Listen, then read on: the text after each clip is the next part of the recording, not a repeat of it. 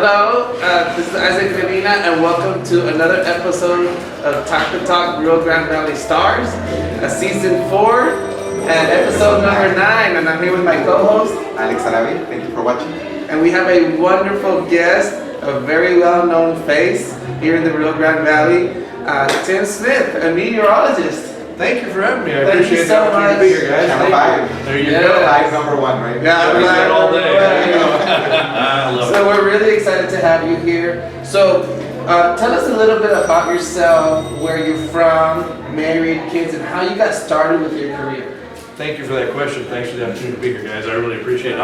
I grew up in Indiana. I grew up in a little town in Indiana called Batesville, which anybody that is in the funeral home business knows Batesville because they make caskets there. The world's largest manufacturer of caskets, and everybody in Indiana knows that Batesville is where they make caskets. Worked in radio there after college. I went to Indiana University. Majored in journalism, went back home for a while, and worked in radio in Batesville. How old were you at the time? I was right out of college, 21. Just 8 months after my 21st birthday. Just graduated from college. On a hometown radio station, had an opening. So I was the guy that signed the radio station, flipped the switch in the morning to sign it on the air. Did the morning news at 6 a.m. and did news all day long, 6 a.m. to 5 p.m. How long did you do that? I did that for about 8 months. 8 months. That was long enough. Do you like it as much? Or? Well, I loved it. I loved it, but one, it doesn't pay anything. You know, radio salaries in a small town, especially 38 years ago, were pretty small. And I really wanted to be in TV. I knew I wanted to be in TV. I thought I wanted to be a serious journalist. And so I was looking for a job in journalism. One of my college friends was working at KRGV and called me and said, hey, there's an opening, but you got to do weather on the weekends. So I can do that. And said, well, send me a tape of you doing that. So I said, how am I going to do that? I've never done that before. How am I going to record it? And that was back in the days of videotape. So I went to a friend of mine, ran the TV department at a hospital in Indianapolis. So I drew maps on poster board, went to the hospital, basement of the hospital. We only had one easel, so we put up the United States map. We stood in front of it, drew the map based on the newspaper, what was in the paper, and high, low, and what it meant. And then we moved the easel, and in Indiana, moved the easel, put the map over here, talked about that, sent the tape off to Rick Diaz, and I said, anybody that can do that has got the job. Wow. So I came down, very fortunate in that respect. I didn't even fly down for an interview, did it all over the phone. And came down and went back to school right away because I started doing weather on the weekends and really didn't know much about it. So I got to learn weather. So immediately went to weather school and I fell in love with it. So then I went back to school in Mississippi State and got my meteorology training. Very impressive. And I've done it ever since. And what brought you here to the valley? When was that? That was 1981. Christmas Eve was 1981. I was left Indiana on December 21st. The morning that I left, it had snowed 2 feet. It took us about an hour just to get out of Batesville, the little tiny town, because the snow was so deep. And it took a long time to get to Texas. I was so glad when I got here. I pulled into the valley on Christmas Eve, and it was 50. There was no snow. There was no snow, and I was living in the Nolana Apartments. That's where my friend lived with a bunch of other roommates. And so I was moving in with them until I found a place to live. And I'm loading my car in shorts and a t-shirt, and it's 50 degrees. Of course, it had been 12 when I left Indiana. And everybody else was wearing their heavy coats, and I wanted to get in the pool. Like, no, you don't get in the pool, it's too cold. You're crazy, it's wonderful. I've learned my blood is thin. Now I'm the one wearing a heavy coat, but I've been here ever since. So Here when it's 50 degrees, we're already putting on our coats. And Exactly. We're with the boots and the Exactly. fur. Oh my gosh. And it's 70 degrees outside. Exactly. And you've been in the same network ever since? I've been in Channel 5 ever since. I came in 81 and never left. We're very fortunate, it's a great place to work. Channel 5 is a great TV station in a growing market. The Valley is a great dynamic market. It's a fun place to be. I've had 2 general managers in 38 years. In the TV business, that's unheard of. And So a lot of stability. amazing stability. And my friend who got me down here just retired last week. She'd worked at the station.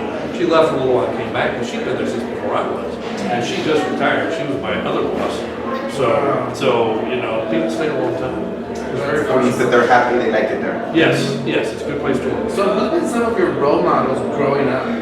Well, growing up, I knew I wanted to be on television, so I'd always watch the local news back home, but I wanted to be a journalist. There were guys like Mike J.A.R, who was an anchor in Indianapolis, that I watched all the time. There's a guy named Bob Braun, who was a TV host in Cincinnati, who was around for a long time. George Clooney's mother, Rosemary Clooney, was a big TV star in Cincinnati, and I watched her growing up. But I also knew I wanted to be you know, the one thing I wanted to do is I always go to the Indianapolis 500 every year. I've been going since I was a kid, a child, and I still go every year. And the track announcer had his voice, the voice of God. You walk in and you hear this guy, Tom Carnegie's his name, welcome to the, and I wanted to do that. And so that's really why I went to broadcasting school, but I wanted to be able to do that. Well, I never went back and broadcast, never did the Indy 500, but just kind of followed his lead, the things he did. He was a journalist too. I followed the things he did. And once I got here, working for Rick Diaz was great. Rick Diaz is the guy who gave me the job, and of course he's still doing Come Ahead thing all these years later. Very nice guy. Yeah, terrific guy. And he was just, he gave me the chance, and you know, never looked back. And I just owe him.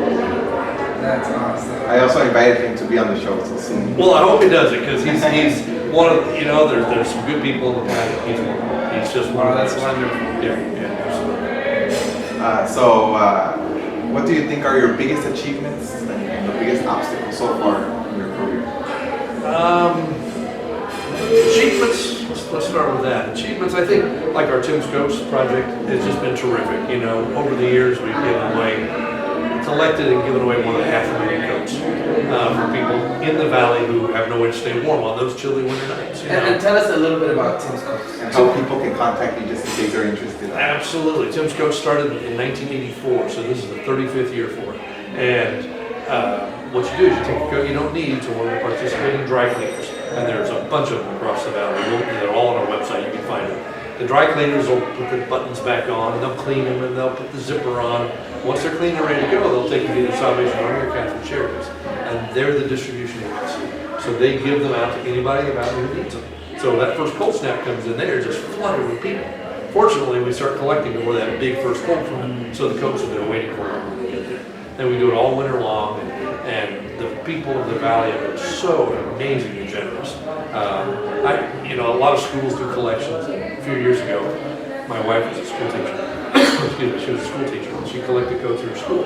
Put a big box in front of the school, you know, and kids are bringing coats, and one day a little third grader, I think, came up and handed her the coat, didn't put it in the box, handed it to her, and said, ma'am, you know, Miss Smith, I want to give this coat back.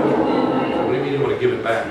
So well, last year I needed a coat, it was cold, and Tim's Coat gave me this coat, said, but I've outgrown it. So I want to give it back so somebody else can have it. And that's just the heart of the valley. I mean, that's just the way the valley is. And so 500,000 coats, I think of the 500,000 coats, 2 of them have actually been Tim's Coats. All the rest have been the valley's coats. You know, it's called Tim's Coats. I think I've given 2 away from my collection. But all the rest have been from the generous people. And That's a great idea, a very noble project. What's the website, or how can people find information? KRGV.com, you go to community, click on that, you'll see Tim's Coats. And the cleaners should be listed for this year. If they're not, they will be in a couple of weeks. We're just getting ready to kick it off. So that's been great. You know, we do toys for kids in the hospitals at Christmas every year. We collect toys, and then Dina and I, Letty used to do it. Remember Letty Garcia, she used to do it. Dina and I, Joelle, Oscar, we take those toys and we go to every hospital in the valley. And we go visit every child in every hospital. So if you're in the hospital as a child, about 4 or 5 days before Christmas, we're going to show up knocking on the door with a toy for you. And we've been doing that for 25 years.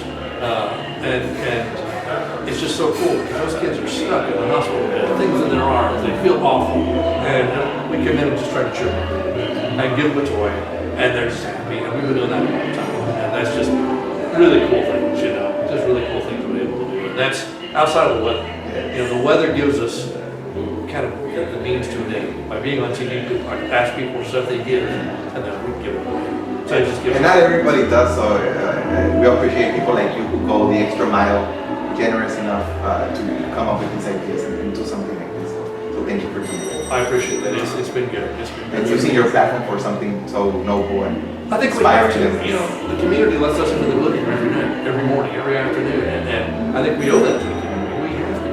That's, you know, we're part of this community. You guys are part of this community. You're doing this because you want the community to know more about us. Not us, what I mean about the community itself. Yes. And that's so important. So by doing that, you make a difference. And that is what makes the valley so special. Yeah, and I think it's amazing that when you have that opportunity, like a platform like being on TV, to use it for a good cause and just, you know, paying it forward and giving back, I think it's a wonderful and a great example for the viewers and the young kids who are watching. Right. So that's amazing. So tell us about the obstacles that you've Obstacles. encountered going through your career. Well, the first one was they said you're going to do weather, and I said, yeah, okay, and because I wanted to be a journalist, like I said, and so, but they said in order to be a reporter 3 days a week, you have to do weather on Saturday and Sunday, and I had no idea. I mean, weather was a hobby, always was. I grew up loving weather, but I didn't really know anything about it, not enough to talk about it on television, certainly. So that was a challenge, but I was lucky to work with, there's a guy named Lee Lindsay, who was the weatherman before me, that really taught me a lot. There was another guy at the station named Bill Spangler. If you guys know any of these people, you're older than I am. But because they both been out of the valley. Lee passed away a few years ago, and Bill's been gone a long time. But they took me under their wing and taught me the basics of weather, enough to get me through until I could go back to school. That was a challenge. But even going back to school, I learned, but I wasn't a meteorologist yet. And in the mid-90s, the trend changed to where people like me could come in, who learned a little about weather, could do it on TV, just be a reader basically, to where everybody had to be a meteorologist. So it's like, well, I gotta go back to school. I've got to become a meteorologist. So I went back to school to Mississippi State, and it took 3 years to do it. And I took a final the night of my dad's funeral.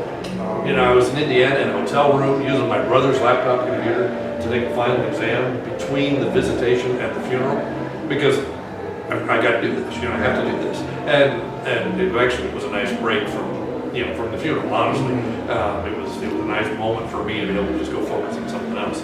But, it was a struggle for a while, but I loved it. I got straight A's on all the courses, because I really loved the weather. So I made it fun. And then you came back to the valley? I did all the coursework was done by distance learning.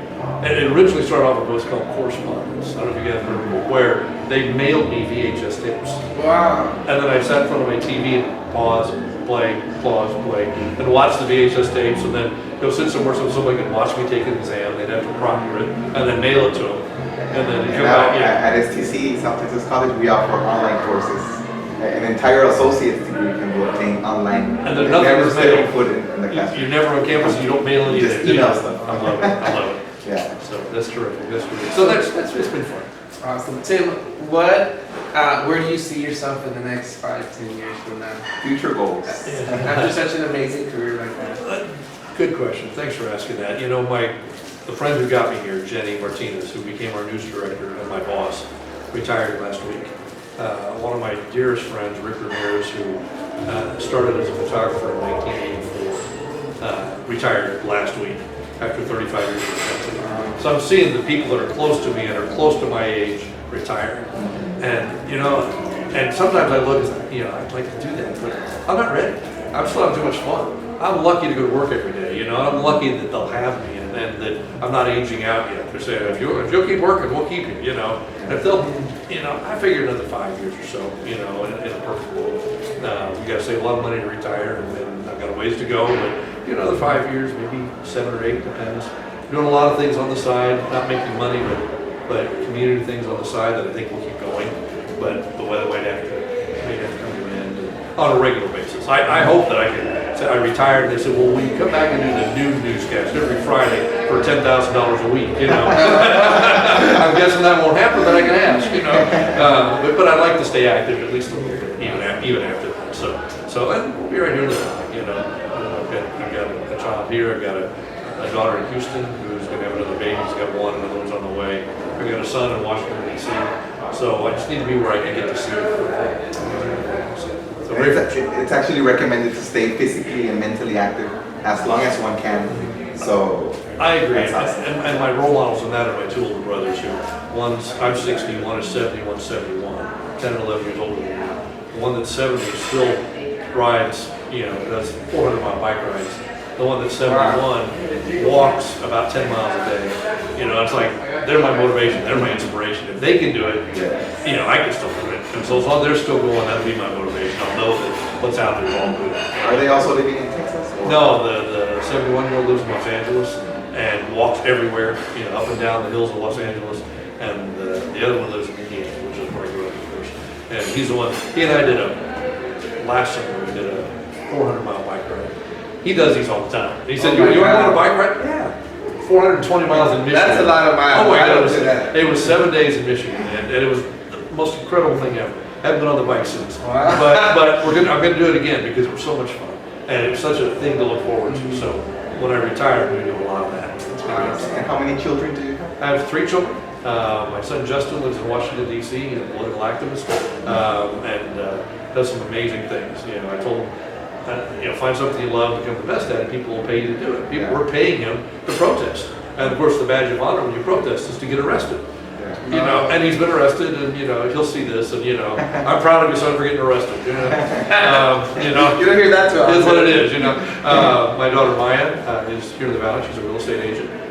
She has a son Liam, grandson of mine, and then my daughter Taylor lives with her husband Kyle in Houston, and they've got 1 baby and another one on the way. So by the time this airs, hopefully it'll be okay that I said that out loud. Well, say hi to your children and wife and family. Hey kids, of course I didn't mention my wife. I should probably talk about her. She's an assistant principal in South Middle School in Denver, and just loves working there, loves being with the kids, and loves being part of the school district. And been an educator for, I'm not going to say how many years because I'll say how old she is and she'll let me do that. But been an educator for a long time.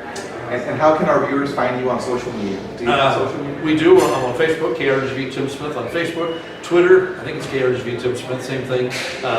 We're on Instagram somewhere, but I'm not sure where. But there's links to all of them at KRGV.com on the website. You can go there and find all that stuff. So, yeah, by all means, send me an email, tim@krgv.com. Questions. I love getting questions from kids. Adults too, but especially from kids. Well, thank you so much. A closing message? Yes, absolutely. Any closing message? A closing message for me? Well, just thanks to everybody in the Valley for making the last 38 years so wonderful. It's just been fun. It's been a great ride. I hope the ride's not over. I hope I get to stay with y'all as long as you'll have me. Weather gets bad, I'll be here for you. I know that. And when we need coats, I know you'll be there for us. When we need toys, you'll be there for us. So it's a nice exchange. So thanks for everything that you do for us and for our community. The Valley's a great place. And thank you. And thank you, Tim. It's been a pleasure having you on the Thank you so show. much. Thanks, guys. You're a Appreciate it. great guest, and we wish you the best. All right, guys. Thank you. This has been Talk to Talk Rio Grande Valley SARS, Season 4, Episode 9. We'll see you guys later. Bye.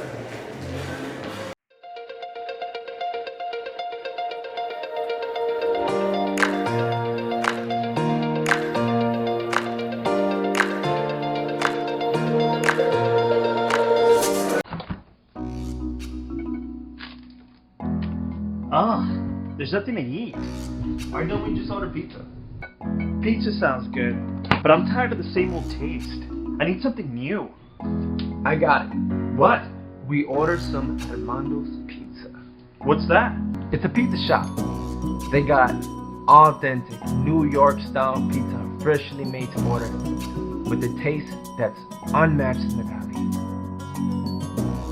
That does sound different. But what about the price? I'm sure it must be expensive. They have daily lunch specials with prices that can't be beat. And with your student ID, you can get a 10% off discount onto your order.